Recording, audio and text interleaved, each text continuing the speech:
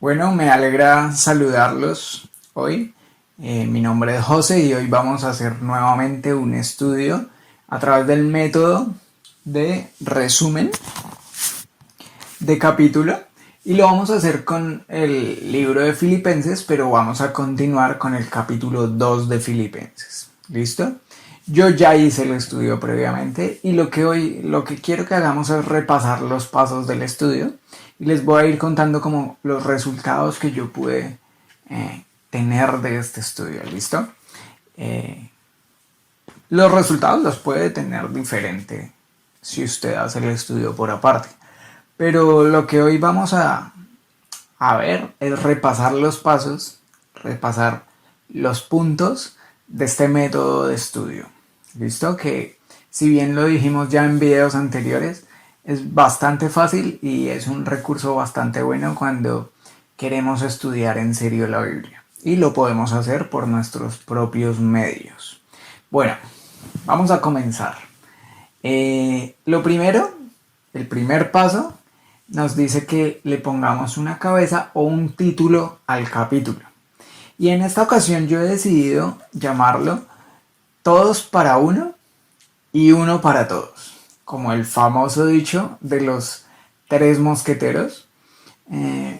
Si bien es un poco más largo de lo que se nos aconseja, porque se nos aconseja que sea uno o dos palabras, en este caso a mí me es más fácil acordarme por un dicho famoso, por algo de fácil recordación, y me pareció que esta pauta enmarcaba muy bien lo que nos habla el capítulo. Y lo repito, el título que yo le puse al capítulo 2 de Filipenses es Todos para uno y uno para todos. Pero bueno, el segundo paso dentro de este método de estudio es hacer un bosquejo del contenido, separar los puntos principales que identificamos, donde hay diferencia, cambio de tema dentro del capítulo, y así poder encontrar como un sentido del capítulo. Y esta carta, en este capítulo esencialmente, me parece que se divide en tres puntos principales, pero el primer punto yo lo dividí en otros tres. Del versículo 1 al versículo 18, resulta que está haciendo un llamado, el autor, a la iglesia, y yo le puse vivan unidos entre ustedes, porque es el tema principal de estos versículos. Pero ese tema principal me pareció que lo dividía en tres partes. Y del versículo 1 al 4, él le está diciendo a la iglesia vivan unidos. Del versículo 5 al 11, les está diciendo así lo hizo Jesús, cópiense de él, no tienen que inventarse nada, no tienen que sobreescribir nada, simplemente tienen que hacer lo mismo.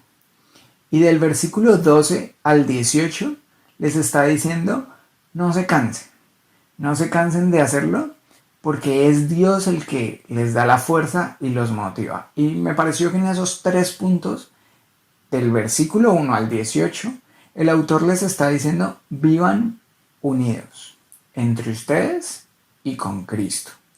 Pero ya después, la segunda parte, en el versículo del 19 al 24, es una parte donde el autor habla sobre Timoteo, que ya ahorita vamos a hablar de él. Y del versículo 25 al 30 decide hablar sobre Epafrodito. Fue la forma en que yo dividí el contenido de este capítulo. ¿Listo? Bueno, continuemos.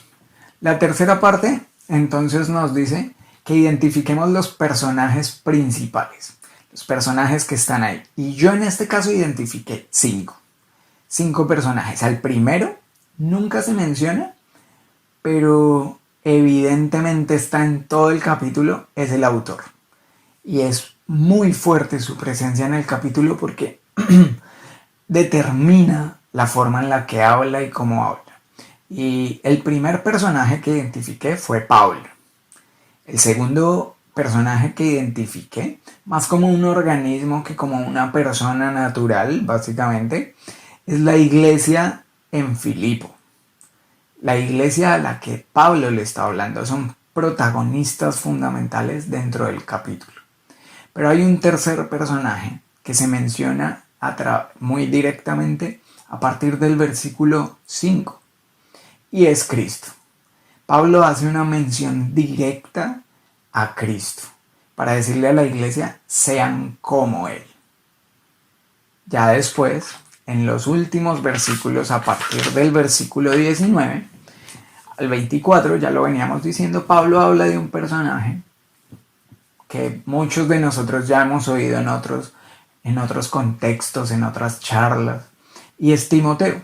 Ahora, ¿quién era Timoteo? Timoteo era un discípulo y un compañero de Pablo. Entonces, en este momento, al parecer, Pablo está encarcelado, por lo que podemos ver, y la está pasando mal, y Timoteo está con él, está acompañándolo y está trabajando con él, y él de hecho dice en la carta, voy a enviarles a Timoteo, pero cuando yo sepa si voy a salir libre o voy a seguir en prisión o qué es lo que va a pasar conmigo. Todavía falta un poco para eso. Entonces ahí toma parte Timoteo.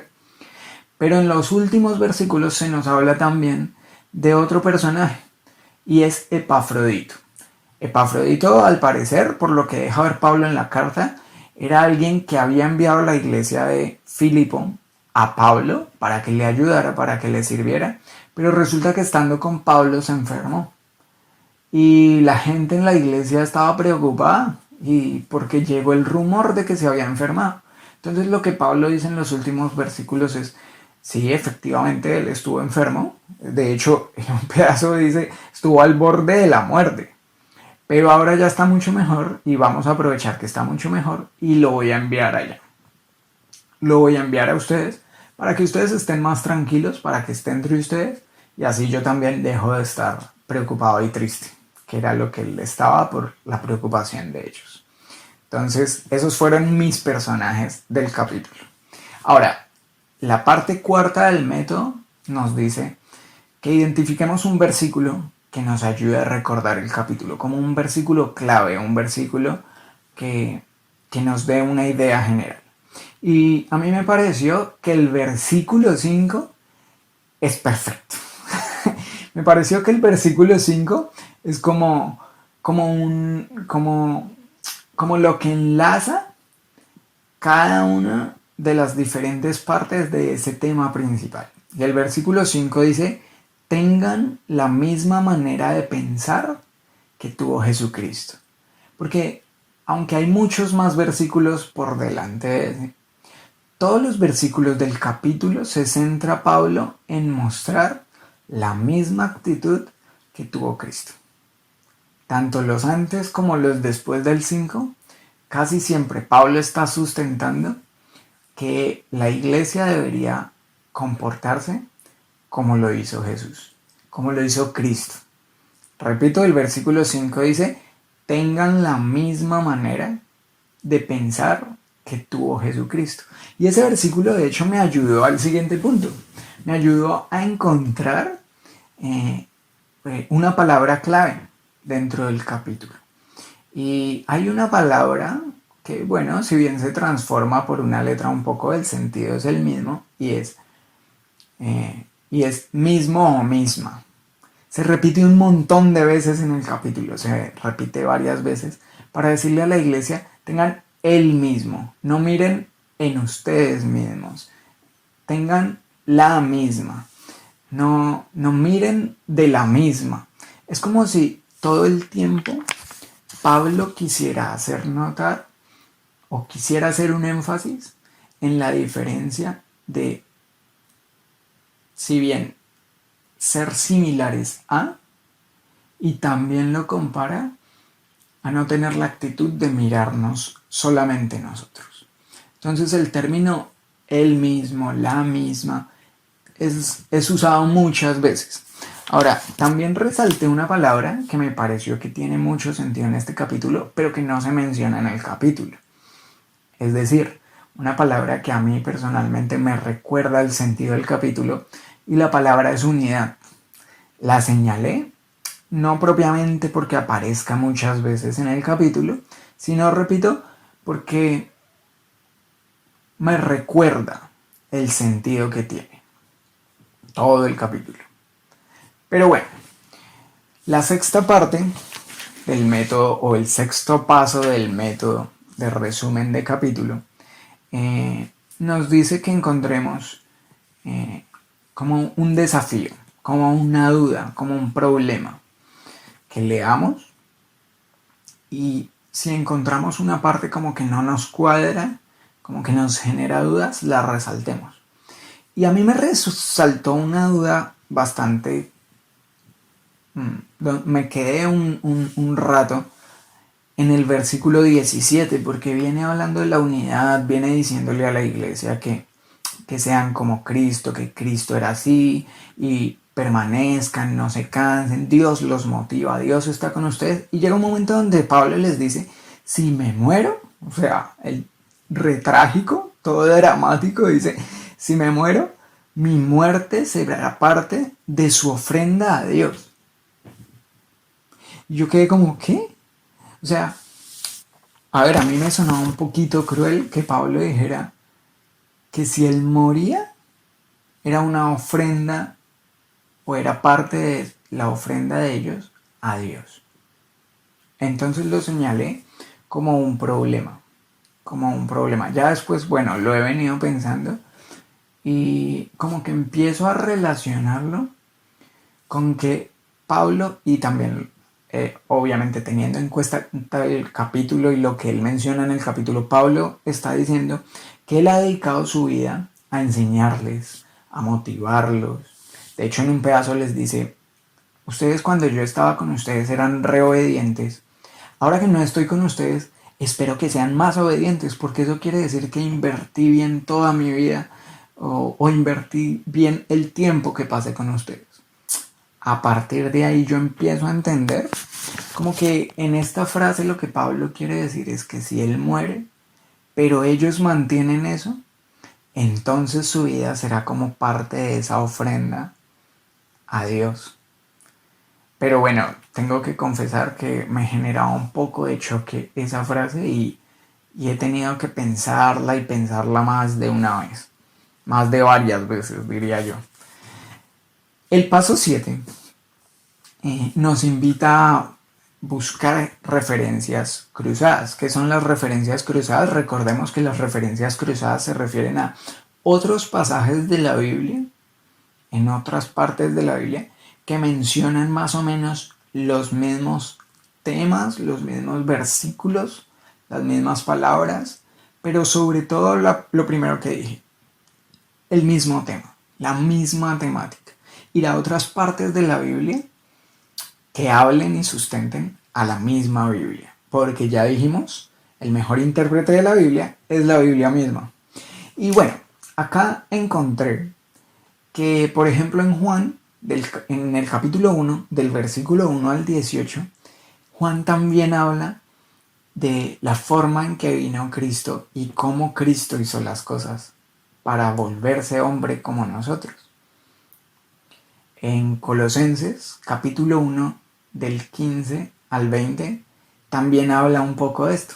Y fueron unas referencias cruzadas importantes para tener el ejemplo de cómo hizo las cosas Cristo. Pero encontré otro par de referencias y fue Efesios 4:13. ¿Qué dice Efesios 4:13? Bueno, habla de la unidad de la iglesia. Es Pablo también, el mismo autor, haciendo referencia a que la iglesia permanezca unida. Les voy a leer ese pedacito de Efesios 4:13. Dice, así seremos un grupo muy unido y llegaremos a tener todo lo que nos falta. Seremos perfectos como lo es Cristo, por conocer al Hijo de Dios y por confiar en Él. Se parece un poco a las palabras, por ejemplo, aquí en Filipenses 2, en el versículos 6 en adelante dice, aunque Cristo siempre fue igual a Dios, nunca insistió en esa igualdad. Al contrario, renunció a esa igualdad y se hizo igual a nosotros, haciéndose esclavo de todos. Como hombre, se humilló a sí mismo y obedeció a Dios hasta la muerte. Murió clavado en una cruz.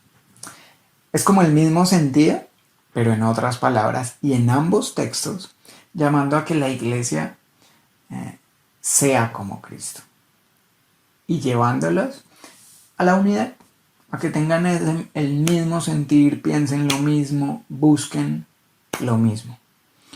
Y hubo otro texto que me pareció importante y encontré en Juan 17:21, y es Jesús hablando de esto. Ya no es Pablo, ya no es un tercero, es Jesús mismo. Y está Jesús orando en Juan 17:21, y orando dice: te pido, Padre, que se mantengan unidos entre ellos, y que así como tú y yo estamos unidos, también ellos se mantengan unidos a nosotros. Así la gente de este mundo creerá que tú me enviaste. Interesante, ¿no? Que el mismo Jesús lo dijo también en una parte de la Biblia. Entonces ahí vemos como la Biblia es la mejor intérprete de la misma Biblia. Pero bueno, el octavo paso nos dice que toda la Biblia habla de Cristo y se centra en Cristo. Ahora, en este capítulo, ¿cómo se ve Cristo? Bueno, a partir de los versículos que hace un rato les conté, les leí, que es donde hace más énfasis en Cristo y es como muy directo Pablo. Entonces yo puse que Cristo se muestra como el Dios que, siendo Dios, se hizo hombre por amor a nosotros y con el fin de ser uno con nosotros. Vuelvo y le leo esto. Yo lo puse en estas palabras. Puede que usted lo encuentre en otras o encuentre una pestaña más que a mí me haya faltado, posiblemente. Pero yo lo puse como que Cristo, como el Dios, lo señala como el Dios que, siendo Dios, se hizo hombre por amor a nosotros, con el fin de ser uno con nosotros. El paso 9 nos dice que busquemos una lección central en el capítulo. Nos dice que encontremos un sentido general para que nos quede una idea más clara y unida del capítulo. Yo escribí esto. El capítulo inicia llamando a la iglesia a hacer un cambio de actitud para ser más unidos. Me pareció que la idea de Pablo era que al inicio la iglesia en Filipo no estaba muy unida y no estaban muy obedientes. Entonces él comienza en el capítulo diciéndoles: sean más unidos, piensen más de la misma forma, vean hacia el mismo lado, no mirando cada quien a sí mismo. Pero sigue diciéndoles Pablo, sigue haciendo esto Pablo en el capítulo, poniendo como ejemplo a Cristo. Entonces les dice: vean cómo lo hizo Cristo. Y luego recordándoles que es Dios quien tiene esa iniciativa y los motiva a que así sea. Ahora, después de esto vienen, como ya lo mencionamos, unos versículos donde Pablo habla de Timoteo y de este señor Epafrodito. Bien difícil si es el nombre, bien griego. Y habla de ellos, poniéndolos como ejemplo, pero llamando a la iglesia a que los reciba y los reciba bien, como Cristo lo haría, básicamente. Entonces, ahí está toda la idea general del capítulo, toda la lección central, me pareció. Y el último paso de este método de resumen de capítulo nos dice que intentemos hacer una conclusión, intentemos generar una idea en donde se resuma todo el capítulo, pero ¿cuál es la diferencia con la idea anterior del punto 9? La idea es que esta conclusión sea práctica, sea algo que nosotros podamos hacer, no que nos quede solamente aquí, no que nos recordemos de vez en cuando, pero no podamos hacer de ninguna forma. Entonces yo quise bajar todo el capítulo a una acción práctica que yo pueda ir y hacer en la calle, por ejemplo. Que yo pueda ir y hacer en mi trabajo, que yo pueda hacer práctica, nuevamente digo. Y escribí esto: el centro de nuestra vida cristiana es ser como Jesús, estando unidos. Es decir, no podemos ser como Jesús si no estamos unidos. Eso solo lo logramos dejando de vernos y movernos por nosotros mismos, quitando la mirada de nosotros mismos para nosotros mismos. Es lo que Jesús hizo y lo que espera de nosotros. ¿Sí? ¿Se entiende? Vuelvo y lo leo. El centro de nuestra vida cristiana es ser como Jesús, estando unidos. Eso solo lo logramos dejando de vernos y movernos por nosotros mismos. Es lo que Jesús hizo y espera de nosotros. Y bueno, ese fue mi estudio, mi aplicación del método resumen de capítulo con Filipenses 2. Yo los invito a que lo pongan en práctica. Puede ser con Filipenses 2, haciendo de cuenta que no me oyeron, para que ustedes saquen sus propias conclusiones, sus propias enseñanzas, sus propios versículos. O pueden aplicarlo a cualquier otro capítulo de la Biblia que ustedes hayan decidido estudiar. Hace poco escuché una familia que decidió comenzar a aplicar el método con Génesis. Y lo están haciendo con Génesis y les está dando buenos resultados. Aplíquelo al capítulo que quiera, pero sigamos estos 10 pasos, no nos gastamos más de 1 hora en esto y vamos a tener un mensaje mucho más profundo de una parte de la Biblia. Los dejo entonces y nos vemos en una próxima ocasión.